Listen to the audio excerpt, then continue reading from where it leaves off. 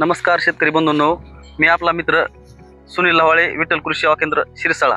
तर आज आपण आलेलो आहोत खामगाव येथील शेतकरी गौतम बनसोडे यांच्या शेतावरती. आपण त्यांना टरबूज लागवडीसाठी बेड वाढण्यापासून ते विठ्ठल कृषी सेवा केंद्र यांचा संतुलित असा बेसल डोस आणि मल्चिंग पेपर, संपूर्ण टरबुजाचं व्यवस्थापन आणि माहिती त्यांना देणार आहोत.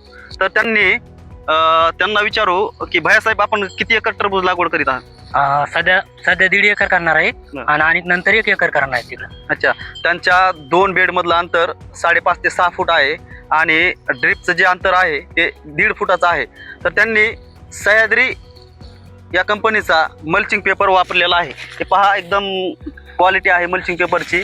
आणि ट्रॅक्टरच्या द्वारे त्यांनी बेड काढलेत आणि बेडवरती ट्रॅक्टरच्या द्वारे त्यांनी मल्चिंग पेपर आतरलेला आहे. तर मल्चिंग पेपर आतरताना एकदम असा टाईट असा मल्चिंग पेपर एकदम मस्त आतरलेला आहे.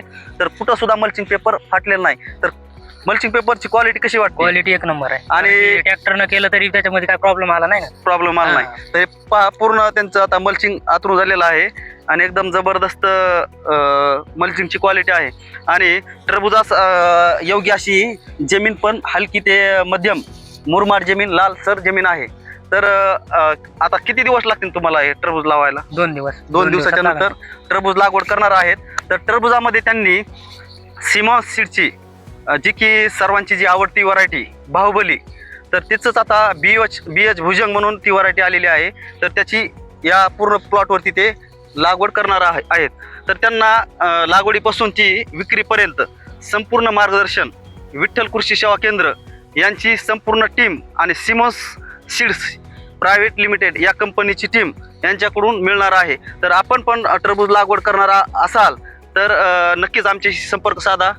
सुनील लवाळे, विठ्ठल कृषी सेवा केंद्र शिरसाळा. माझा मोबाईल नंबर आहे 90 11 15 86 21. धन्यवाद.